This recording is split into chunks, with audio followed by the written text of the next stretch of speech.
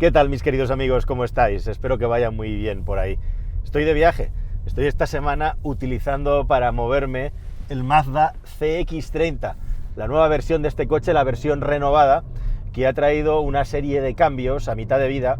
que afectan especialmente a los niveles de acabado del coche, pequeños retoques estéticos, pero sobre todo los niveles de acabado del coche y las motorizaciones. Desde el año 23, el Mazda CX-30 tiene una versión de 150 caballos, ha subido claramente la versión G Skyactiv y ahora tenemos además una E Skyactiv X, que es la versión más alta de gama en lo que se refiere a potencia y que con la introducción del sistema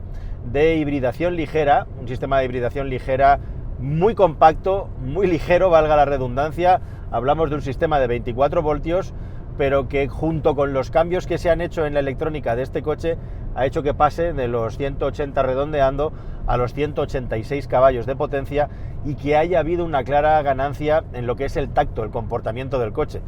Si lo recordáis, y si no es igual porque para eso estamos aquí, a poco de salir el sistema Skyactiv X de Mazda, la marca hizo un cambio, una evolución en el que se le añadió una reprogramación electrónica al sistema. Recuerda que el sistema Skyactiv X puede funcionar como un motor de gasolina o como un motor diésel, puede funcionar gracias a la explosión mediante una chispa, una bujía tradicional, como motor de gasolina que es, o también mediante compresión como si fuera un motor de gasoil en función de la carga que tengas en el acelerador. Siempre va a haber una pequeña ignición con una bujía específica que hay para ese fin, que no es directamente para provocar una explosión al estilo tradicional en un motor de combustión interna de gasolina, sino para hacer que todo el proceso, independientemente del punto en el que estés, se haga de la manera correcta y se aproveche al máximo el combustible que se inyecta en el coche. Y esos cambios, como digo, le han sentado muy bien. En general las características del coche no han cambiado, pero yo tenía la curiosidad de ver hasta dónde puede llegar este motor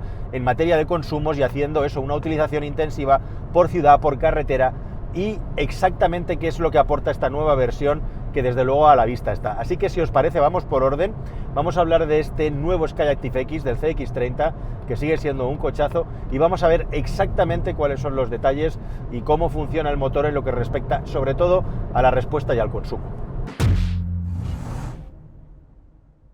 Bueno, ya lo veis, una de las cosas por las que más llama la atención el coche en esta nueva versión es que si tiras por la versión Nagisa, que es una versión muy exclusiva, vas a tener el equipamiento más alto del coche y además colores exclusivos. Puedes acceder, por ejemplo, a este Zircon Sun, a este color tan llamativo, este verde grisáceo que se está poniendo tan de moda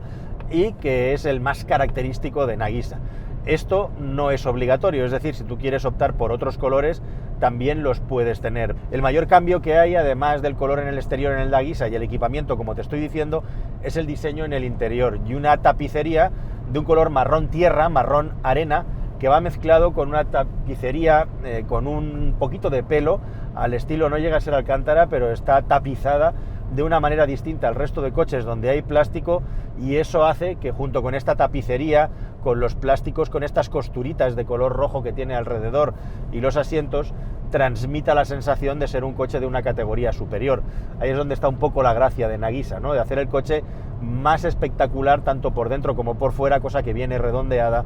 por, como digo, elementos de adorno como pueden ser las llantas negras igualmente, e igualmente también ya no solo por el diseño interior, sino también por los elementos de equipamiento. Son unos asientos muy buenos, muy agradables de tacto, y en general el coche lo que te transmite es ese plus de exclusividad que en estas categorías de vehículo no es tan habitual encontrar, porque al final todo lo que tenemos dentro son plásticos, ¿no? Con esta mezcla con el tapizado tenemos un resultado bastante agradable a la vista. Bueno, ya me dirás a ti qué te parece. Por lo demás, a nivel de equipamiento, pues tiene prácticamente todo, y una de las cosas que Mazda hizo, además de actualizar los motores en esta categoría, es igualmente incluir nuevos sistemas de asistencia a la conducción. Ahora los vamos a detallar porque de memoria es difícil, y esta es una de las pocas pegas que yo le puedo poner al coche, y que no es culpa del coche, desgraciadamente, porque es culpa de una normativa absurda que, como ya os hemos venido contando, se está estableciendo y desplegando, y lo primero que ocurre cuando arrancas con el coche es que por defecto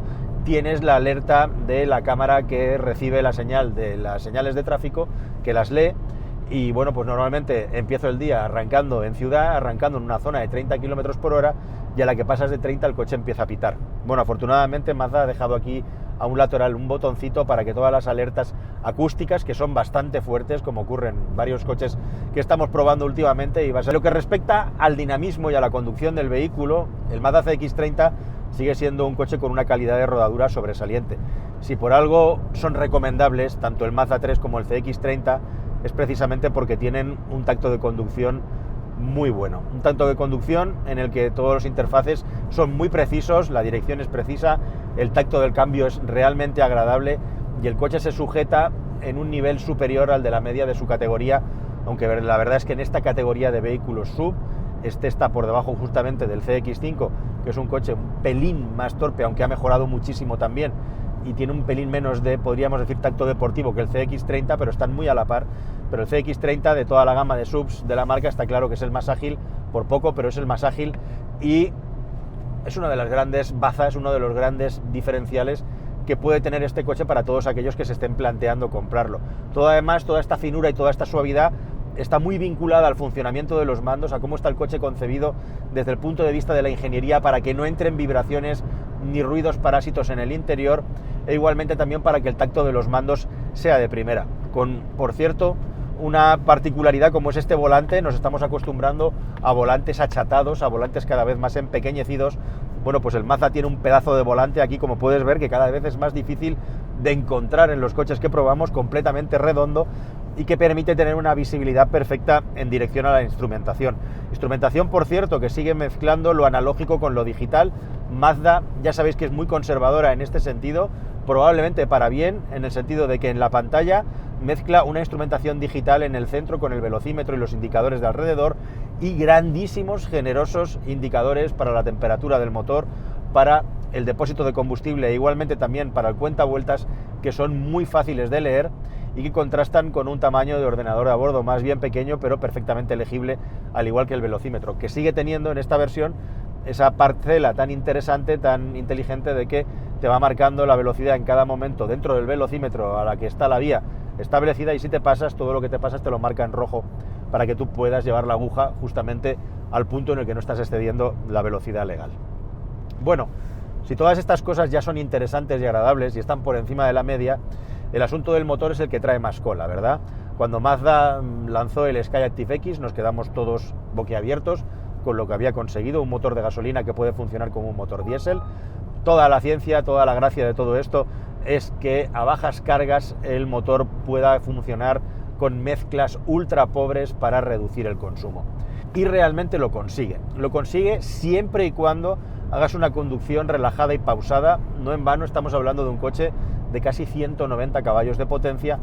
y si eres capaz de sacárselos, el coche se va a mover a muy buen ritmo y a buena velocidad, con ciertas particularidades. Déjame que te lo cuente.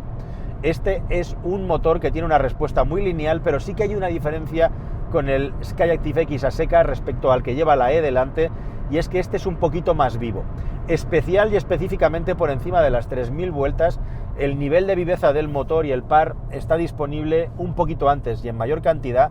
y eso hace que ya no sea un motor tan perezoso como era anteriormente, que es una de las pocas cosas que podíamos achacar al Skyactiv X. En efecto, aquí surge una de las grandes preguntas que nos tenemos que hacer a la hora de comprar este coche: si manual o si automático. Tienes que tener en cuenta que este es un coche que va a requerir de que manejes el cambio de marchas para poderle reducir los consumos apropiadamente en base al potencial que tiene para reducir los consumos, pero igualmente también cada vez que le pidas rendimiento, cada vez que le pidas velocidad. En un país como el nuestro, yo lo estoy haciendo ahora en tiempo real, subiendo y bajando grandes cuestas prolongadas por la A3, bueno, pues vas a tener que usar el cambio. Y un error de concepto o un fallo a la hora de utilizar este coche es pensar que no tienes que usar el cambio en un mundo en el que nos han acostumbrado con los motores turbodiesel a que el coche tirara de las sextas marchas de una manera completamente natural y espontánea sin tener que hacer nada más. En este coche, si quieres tener el nivel de aceleración que anuncia y que tiene capacidad para hacer, necesitas cambiar de marcha, necesitas bajar a quinta, necesitas bajar a cuarta, incluso en ocasiones vas a tener que poner la tercera si quieres tener un buen nivel de aceleración en una cuesta muy alta, si te ciñes a los límites de velocidad de la carretera, que son básicamente 120, donde estoy yo circulando ahora mismo en autovía. Dicho todo esto, el coche lo que te ofrece a cambio es el tacto de los atmosféricos de toda la vida y sin tener un empuje salvaje, reducir un par de marchas con la suavidad y la finura con la que funciona el motor, si no sería mucho menos agradable. Tú fíjate, ahora mismo, según te estoy hablando, he bajado a cuarta, voy a 120, 4000 y pico vueltas y el motor se oye lejano, no existe ningún tipo de vibración y es perfectamente estrujable y utilizable hasta las 6500 vueltas. No vas a encontrar un golpe, un cambio muy fuerte en el rendimiento, pero tampoco lo pierde. Lo mejor está en cuanto a empuje entre las 5 y 6000 revoluciones por minuto y tiene una sexta bastante larga para los estándares de conducción que pide el coche, como te digo, que va a hacer, bueno, que en ocasiones tengas que tirar de la quinta. Para que te hagas una idea, en sexta marcha nos estamos acercando peligrosamente a 3000 vueltas, a los 150 km por hora, lo cual nos deja, bueno, pues eso, una caída de la sexta que vamos a poder utilizar sobre todo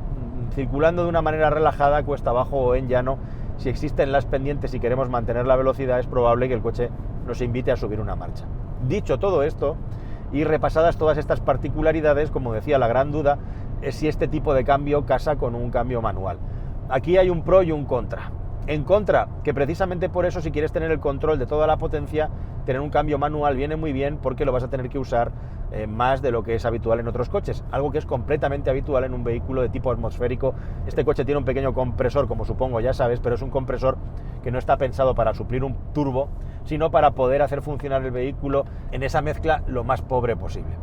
Y por otro lado, pues ese mismo argumento sirve también para ir a favor del cambio automático. Es decir, si el coche durante una conducción por carretera va a tener que hacer determinados cambios que van a ser habituales, ¿por qué no dejárselo fiado a un cambio automático? Bueno, creo que los dos planteamientos de partida son correctos y dependerá del nivel de interés y atención que quieras tener en la conducción.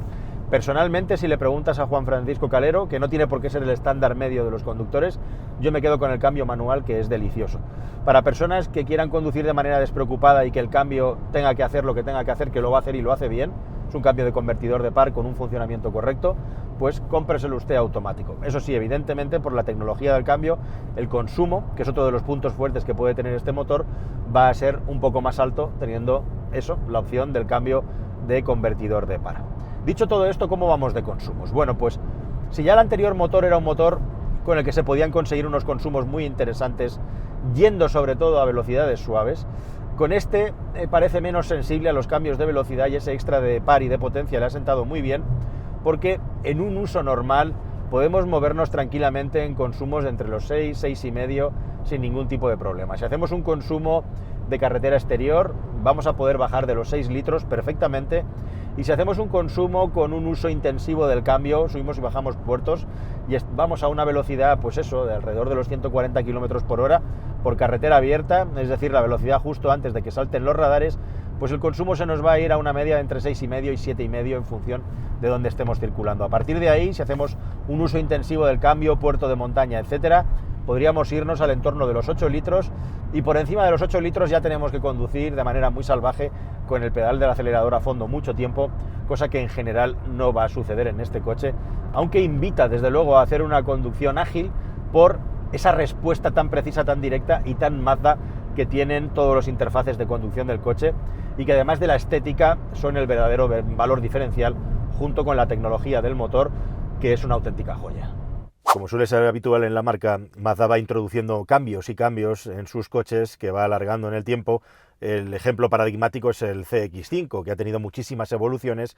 y que sigue estando al día. Mazda planifica a muy largo plazo la evolución de sus coches y es una renovación constante. En este caso, además de meter la hibridación ligera, ahora todas las versiones del CX-30 tienen etiqueta Eco, la pantalla ha aumentado en tamaño, con esta versión ahora es de 10-25 pulgadas, han entrado también USBs tipo C, que antes no estaban disponibles, e igualmente también ha mejorado el navegador, que ahora es más preciso, tiene un nuevo sensor giroscópico y además el Head-Up Display también ahora nos puede mostrar indicaciones de la navegación, cosa que antes no teníamos, incluso cuando estamos navegando con dispositivos vinculados de Apple CarPlay y Android Auto. Igualmente también, una de las cosas que a mí personalmente menos me ha gustado del coche, pero que es inevitable porque pasan todos, es el festival de pitidos, que trae traen los sistemas de asistencia a la conducción, que también se han mejorado. Ahora se ha mejorado y ha cambiado la frenada automática de emergencia, y el asistente inteligente de velocidad ahora tiene, además del programa de velocidad activo, una combinación con el asistente de cambio de carril que permite además alertar al conductor, esto es novedad, de las distracciones cuando estamos mirando hacia otro lado. O sea que este coche ya tiene la base para tener un sistema de conducción autónoma 2 Plus en el futuro. Otra de las características que tiene el CX30 es que en las versiones más potentes, las de 150 y 186 caballos, también lo puedes comprar ya con versión 4x4, algo que cada vez es menos habitual, ya dejando de lado el equipamiento y el multimedia con esa típica sobriedad de Mazda. En definitiva, este es un coche que sobresale por la facilidad con la que se conduce, por la precisión y la suavidad. Está por encima de prácticamente todos los rivales en su categoría en ese aspecto en concreto, o a la altura de los mejores, y es por eso por el que el coche es recomendable, con un consumo medio que está por debajo de los 6 litros homologados en las versiones Nagisa que hemos probado de 186 caballos, siempre teniendo en cuenta que estamos hablando de la versión de 2 ruedas motrices. La respuesta a la pregunta que planteamos sobre si merece la pena el motor Skyactiv, para mi gusto, sin duda sí, siempre y cuando seas un conductor que sea atento al cambio de marchas y que guste de conducir el vehículo y de llevarlo a su antojo. Por cierto, la versión automática, si te quieres olvidar de todo esto y que sea el coche el que se encargue de hacer todas esas operaciones, vale 2.300 euros más, algo a tener en cuenta en caso de que quieras optar a esa versión. En el caso, efectivamente, de que optes a la versión de 186 caballos, pero con el cambio automático, tienes que tener en cuenta también que ese consumo va a subir en términos de homologación 4 décimas, de los 5,7 litros que tiene de WLTP a los 6,1 que gasta con cambio automático de convertidor de par. Y nada más, queridos amigos, espero que todo este intenso repaso al CX30 os haya parecido interesante. A mí es sin duda un coche y una marca en general que me convence por la precisión y la suavidad y lo conductor céntrico que es en general el concepto del coche a nivel de ingeniería, algo que cada vez se encuentra menos en la industria, y de hecho me encuentro ahora mismo probando otros coches en los que voy buscando la ruleta, el mando giratorio para manejar la pantalla táctil, cosa que ya de una manera inconsciente mi cuerpo se acostumbra a hacer y que resulta ser al final lo más natural, más que ir por ahí apuntando el dedo a la pantalla. En definitiva, una marca que tiene otra forma de hacer las cosas, que te puede gustar más o menos, pero que sin duda, si una palabra se le puede aplicar, es coherencia. Nada más, querida familia, no me enrollo más. Espero que la prueba os haya parecido interesante, como decía, y nos vemos en un próximo vídeo que espero que sea más y mejor. Hasta el siguiente, muchísimas gracias, adiós.